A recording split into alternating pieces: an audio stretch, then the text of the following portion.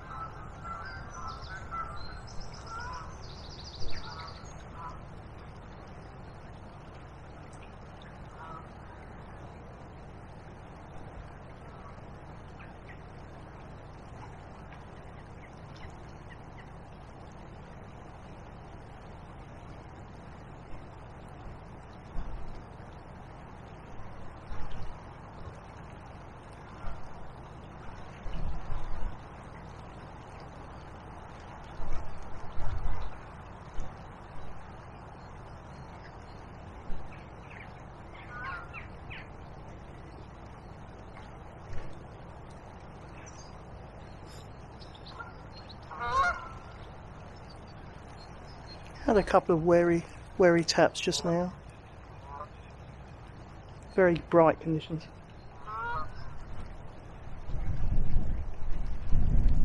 Ideally, if you're going to snag one, you might snag one or two fish if you're lucky, and then start maybe getting more bites just as the light's fading. But hey, haven't got out as early as I'd like, far from it. But hey, at least we're out. That is a big positive.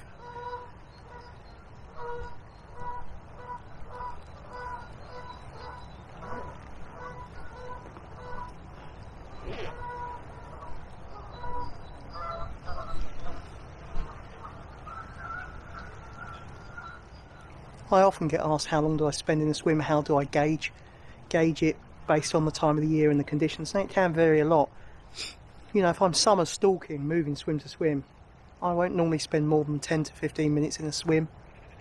Normally the chub are very active. You're going to know if there's fish in the swim straight away. Winter time, depending on the conditions, once again it can vary. You know, generally I do increase my time in each swim in winter time. Half an hour, see if I get any little taps. If I do, give it a little bit longer, then mosey on, but normally around about half hour winter time.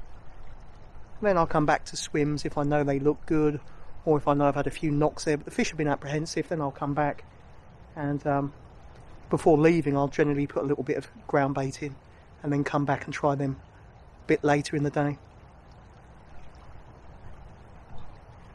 One thing I will say to any angler who's like new to chub fishing in general, or new to stalking or roving and moving across areas on swims, is that you will always think to yourself, have I moved off of an area where there's fish? You know, I've always said that myself when I've been on chub trips. There's always a fact that you maybe have skipped over a swim or fished a swim that have had fish in it that weren't willing to feed, and you will have to roll the dice and choose whether to go back to that spot or to move to another swim and chance your arm there. And you can miss fish. You know, you can move over areas where there is fish and you might not fish a particular swim, or you might have not had any bites to it, and you might gamble and go into another spot and not fish that same swim later on in the day. It's just one of those things you get a feel for once you put the time in and you gain the experience. So yeah, generally summertime 10 to 10 to 20 minutes max, maximum 20, but ideally 10 to 15 per swim. If you're going to get any knocks from chub or fish in general, they're normally going to come straight away, especially if you're, you know, actively hunting them during summertime. Now wintertime or even autumn time, you know, based on the conditions, you can still do 15 to 20 minutes per swim, but generally if it's a sunny winter day, the river's reasonably clear. I mean, I can easily see in front of me at the moment here, I can see a good foot, so you know, clarity is very good. But in those kind of conditions, I do like to give each swim a bit longer, which may mean you might not fish quite as many swims as you would do on other trips, but it gives the apprehensive fish a bit more of a chance to gain a little bit of trust and feed. As I say, you can always head back to swims later on in the trip. It's, you know, there's nothing that resonates with me more than this kind of angling. Small rivers, small rods, getting in little swims, little nooks, crannies, casting a link ledger into tight areas where there's, like, you know, you've got a little bit of undercut bank, you've got lots of tree roots, you know, lots of areas where there's boughs of trees, fallen areas of debris. There's nothing that really gets my heart pumping as much as, you know, you're getting that nice cast, getting a nice piece of bait trundling through on the link ledger into a likely area, and bang, you get that take and that real solid scrap from a chub. I'll tell you what, every time I say it, you get upper fours, you get 5 pluses, they get their head down. It's like setting the hook into a breeze block. You get a nice flow on some of these swims. If you hit a fish like that, crikey, you can have one heck of a scrap on your hands. It's really, really intense. It's actively using your mind, and it's an enjoyable way to fish, because whereas sometimes if you fish statically you'll visit one swim or maybe 2 in a trip, with this kind of fishing it's like you're getting a new setting, a new scenery every time you move swims, and that's really, really enjoyable too. And it's part of the component what makes this style of angling very addictive, very wholesome and enjoyable. It looks like no one's at home at the moment. May come back to this swim. It's a nice run, and it bottlenecks up into a lot of debris. I may come back into this swim a bit later on.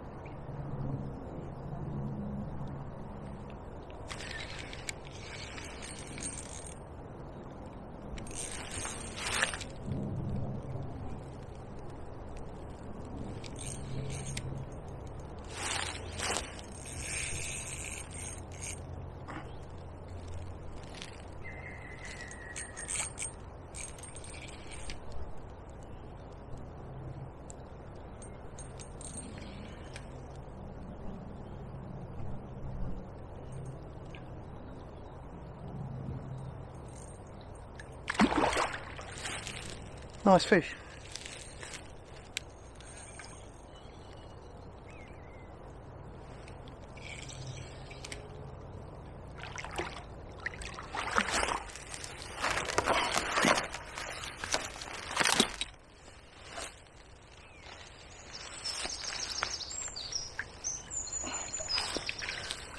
That is a quality looking fish, a good 5.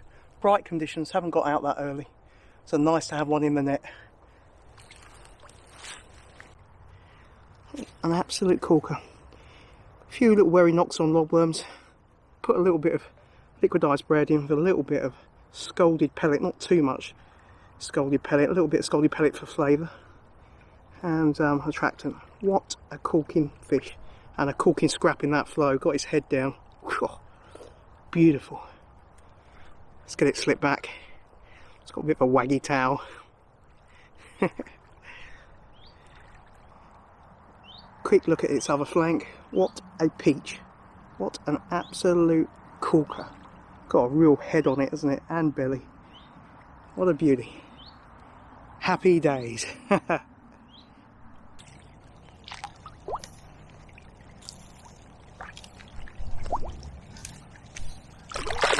Oh, powered off there.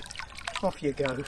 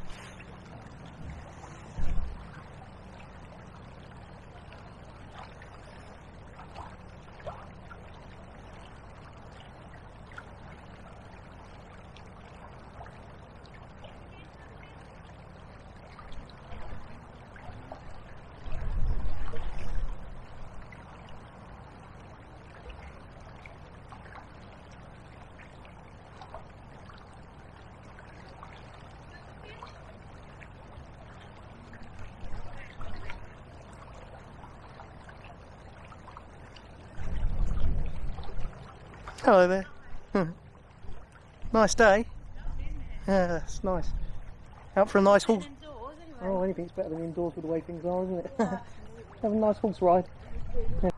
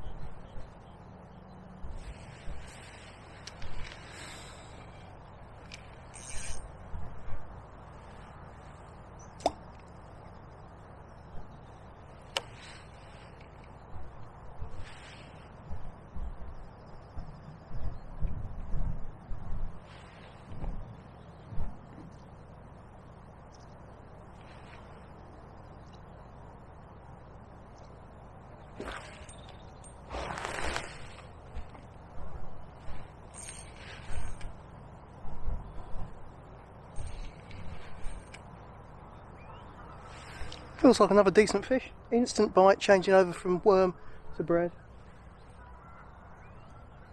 Tell you what, doesn't half put a bend in this little Darent Valley rod.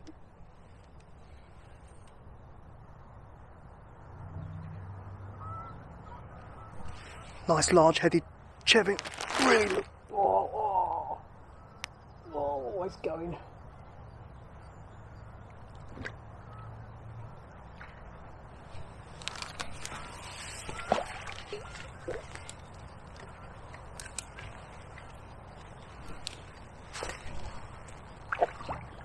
In you get. Lovely chivin chubbly. That's a nice porky fish. Really porky pig. Gotta love a bit of bread flake, a bit of wandering, a bit of soul searching. Well, it's another proper one. Take a look at that. What a lump. Not weighed it yet, will do afterwards. Instant bite on the bread flake, changing from the lobworms. American Express of baits, the bread flake. I would never leave home without it, to coin a well-known advertising phrase from American Express. What a corker. Got a very, very recognisable slight ulceration. Looks like it's healing over to me, but slight ulceration on the gill plate. Let's draw myself back. What a corker. Happy days. Beautiful dark iris and gold outer area of the pupil. Such a beautiful species. Come out late and to have a couple of quality chevs. Yeah, very, very happy. Let's get this one slipped back, shall we? Wonderful.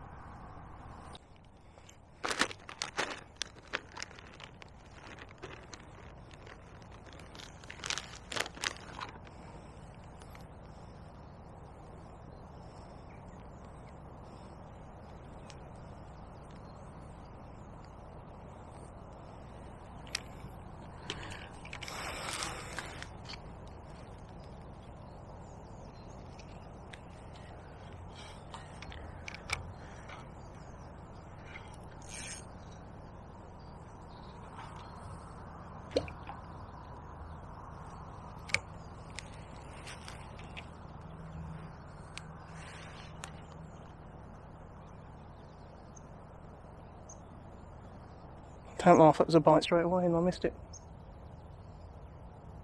It took me by surprise. Picked it up and dropped it instantly. Damn it. Sometimes it takes you by surprise. It does help to have the rod on your knee. It's a very quick bite, that. That's why I decided to stay in this swim. Put a little bit more feed in, and then fish cast further down the tail end of the run. You know, can pay dividends. That was a bite missed, in my opinion. It's pretty poor by me.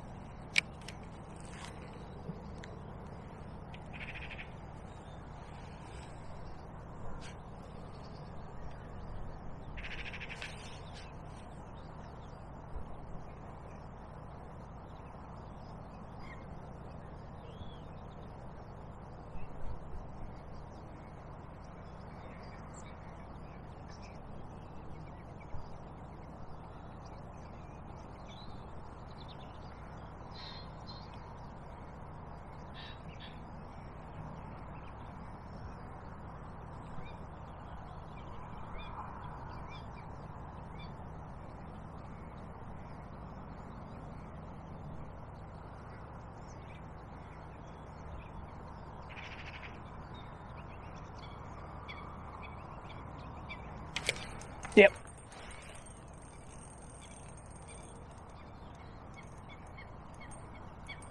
Cool. This one's going, I tell you.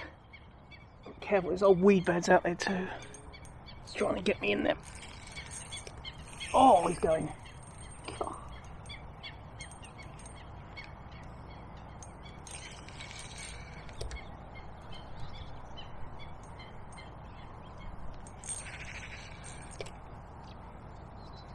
Tell you what, I am in love with this rod. I mean, it's a bromance, a tackle bromance, I can tell you that. Absolutely love the action. Beautiful. Oh, it's not a bad looker. It's a bit smaller than the other ones. Tell you what, half going. Always put up a solid scrap, the old chebs. Oh. They've all been only lightly hooked though. And this one's no exception, right in the top lip. Oh, get in there. Oh, lovely. Nice looker, actually. Underestimated that a bit, I think. Not a bad fish. Oh no, it's a nice fish. A little bit of a battle-torn warrior, this one. A bit like some of us anglers, eh? We've seen a bit in life. Lovely. Beautiful. Well, I don't think I did this one justice, did I? I said it was smaller than the others. It's actually a really nice fish. All different builds, haven't they? This one's like a barrel or keg, a bit like the angler who's caught her. Such an enigmatic species. Beautiful. This one's battle torn. It's lived a bit, I tell you. Predation marks, perhaps. Old pike grab, could be cormorants, could be otter grabs. But what a beautiful looking fish, and full of character. Let's get it slipped back. Wonderful.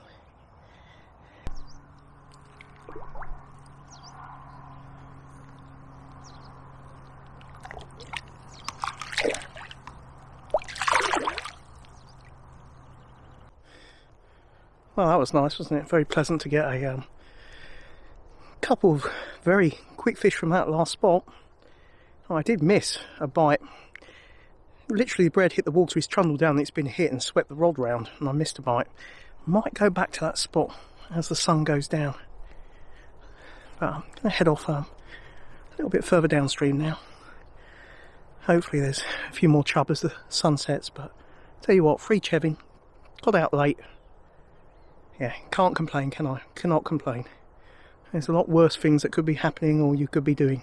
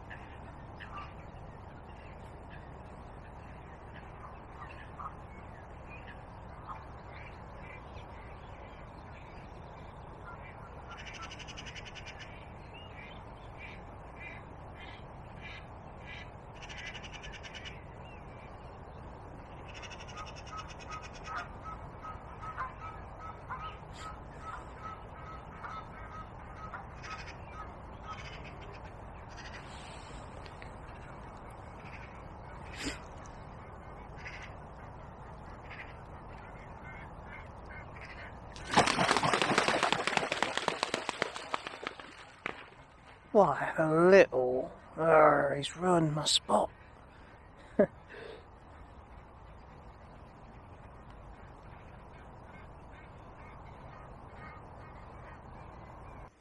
Well guys, I am all packed up. Fished a few swims into dusk. Missed two really good bites in one of those. And as you can see, it's really getting chilly now. Missed two really good bites in one of those spots. One where it took the rod from the rest. Typical, as any chub angler will tell you. They're one of those species that can give you such confident bites like that. And yet you can get that strike into thin air 2 occasions, didn't connect with anything. And then bite-wise, tried a few more swims, seemed to die off and shut down a bit, so I decided to call it quits. But given that I didn't get out very early, 3 lovely fish, topped off by that cracking £5.14. Absolute stellar fish, and it's been a very enjoyable trip regardless. But you know, we always get a little bit greedy. It would have been nice to connect with both those other bites in the darkness. Couldn't show you them, obviously. I'm in the dark, I can't put the light on the spot while I'm waiting for a bite to show you the swim. So you know, if I had, you know, hooked into the fish, rest assured you'd have seen me playing it in that swim. But yeah, can't complain. 3 lovely fish. But don't want to outstay my welcome, given that I'm not supposed to be fishing till too late. So I'm going to head off home now and call it quits. Would love to stay longer, honestly. Even though it's frosty now, I would like to. Really would be nice to fish on till late. But anyway, can't complain. 3 cracking chub, an enjoyable late afternoon fishing trip. 3 cracking chevin. None of those other ones would go 4. I didn't weigh the 3rd fish. I would have said that's easily over 4 pounds, and the other one was a 4.12. So can't complain, can I? It's been enjoyable. All those fish on the bread. The bites where I didn't connect was on cheese paste. You know, fishing's not got to cost you a lot of money. You've got all the access to all good ingredients in your supermarket shelves. Bread, as a chub angler, bread will take you a long, long way. As a ground bait, as bread flake, as bread paste, cheese, etc. mixed with it, cheese paste. You know, you can't really go wrong. And as I say, a good day's fishing hasn't got to leave you out of pocket. One thing I would have liked today is to have brought some extra amount of liquidised bread with me. I like to be a bit stingy later on in the trip, which never helps your chances. But, that said, 3 cracking fish. Hope you've enjoyed the video. And I hope wherever you're fishing, hope you're staying safe. I hope you're still going out and enjoying your fishing. You know, staying obviously local, and also enjoying exploring maybe your local venues where you might normally not give them a second glance and head off, you know, further afield. I hope you really are enjoying and using that side of the fact that you have got to fish local to your advantage. It's just nice that we can all get out and fish still, isn't it, though? You know, it's, you think about the other sports or hobbies that aren't applicable at the moment, and what should I say, not able to actually do their own hobbies and sports, which have been shut off, like outdoor football and other sports. We are very lucky as anglers. Anyway, don't want to waffle on. Hope you've enjoyed the video. If you have, give it a thumbs up, and drop a comment below. It's always nice to hear from you guys. Always very welcome and appreciated to hear from you. And I do reply to comments, sometimes on my community, my YouTube community page or my YouTube channel. I reply to everyone, or I try to get through everyone's comments on a set day of the week where I can reply to everyone's and set some time aside. It does take me a while to get around to these days. I don't think that I'm being a prat or anything like that. I'm not. I'm just try to allot time, and time's been at a premium, as you know, stuff that's going on with my family. I'm still trying to get videos out, you know, to you guys, and be able to share my love for my fishing with guys who also enjoy that side of their hobby. Anyway, I'm waffling again, aren't I? I'm terrible for it, I'll tell you that. Anyway, take care guys, and I'll see you on the flip side on another Fishing for Memories video. See you soon.